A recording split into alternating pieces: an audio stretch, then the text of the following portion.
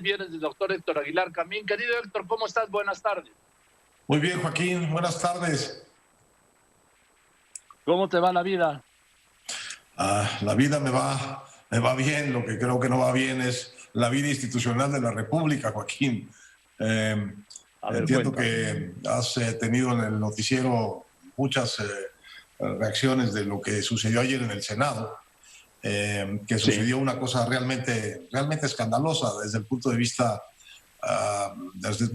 constitucional, desde el punto de vista político, desde el punto de vista de cómo se están alineando los intereses políticos en un camino que pone en riesgo muchas cosas del equilibrio de poderes en México.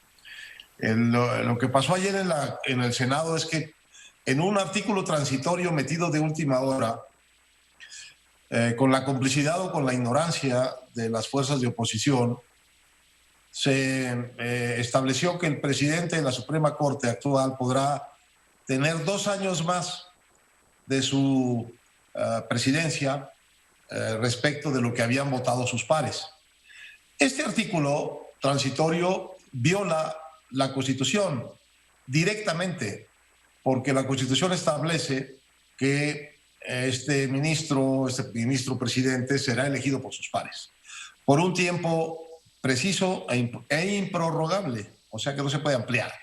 Como no se pudo ampliar a 2 años la gubernatura de Bonilla, así tampoco se puede ampliar a 2 años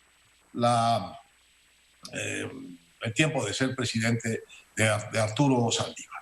De manera que es un artículo transitorio metido por el Senado de la República que viola expresamente o contradice expresamente un artículo constitucional firme, expreso y establecido en la Constitución. La segunda cosa que pasa con esta decisión, Joaquín, es que el Poder Legislativo interfiere en la vida institucional del Poder Judicial, cuya autonomía consiste en que el Poder Judicial se determina a sí mismo, establece sus propias reglas de funcionamiento, establece sus propias reglas en general de organización. Es un poder autónomo del Poder Legislativo para poder serlo también un poder autónomo del Poder Ejecutivo, es decir, del presidente de la República. Lo que estamos viendo en la evolución de esto es que esto es una maniobra que hace la mayoría de Morena, del partido gobernante en el Senado, para introducir este artículo que viola la Constitución, que lesiona la independencia del Poder Judicial y cuyo resultado es, al final, algo que se deja sentir hoy en la conferencia de la mañana del presidente, en el que el presidente dice que a él le parece bien que esto se prolongue porque él tiene confianza en el ministro presidente de la Corte. Ese no es el punto, Joaquín. Que el presidente tenga o no confianza en esto no tiene nada que ver con la legalidad de que estamos hablando y con la independencia de poderes. Más bien, lo que sucedió esta mañana en la conferencia del presidente es que nos dio otro indicio de que el único poder real que va quedando en la República es él, ni siquiera el Poder Ejecutivo, sino su voluntad. Porque así como estuvo acariciando y arropando a Félix Salgado Macedonio, que es un violador sexual acusado de ser eso y es un candidato ilegal, así Joaquín hoy en la mañana estuvo acariciando y arropando al ministro de la Suprema Corte, que en caso de aceptar esto, porque no se ha deslindado y su silencio es estruendoso, sería un violador constitucional, un violador del código que él es el primero en respetar, el primero que está obligado a respetar y que está consintiendo hasta ahora que otro poder, el Poder Legislativo, violente e induzca en una intervención inaceptable reglas sobre el Poder Judicial, que debería solo regularse a sí mismo. Es decir, su autonomía consiste en que se regula a sí mismo. Si se deja regular por el Poder Legislativo, está cediendo también su autonomía. De manera que estamos en un momento tremendo en el que la inconstitucionalidad flagrante del artículo que aprobó el Senado le da al encargado de vigilar la constitucionalidad, que es el ministro de la Corte, un privilegio inconstitucional, un pequeño privilegio de 2 añitos más en el puesto, a cambio de que se deshaga por completo el equilibrio entre los poderes y de que al final quien deba ser juzgado, quien debe juzgar esta inconstitucionalidad es el mismo beneficiado. O sea, el ministro presidente Saldívar es al final, y la Corte, quien va a juzgar si esto que le regalaron ayer inconstitucionalmente es o no procedente. La serpiente se muerde la cola y lo único claro que queda de todo esto es que aquí quien manda en el Senado y en la Corte es el presidente de la República.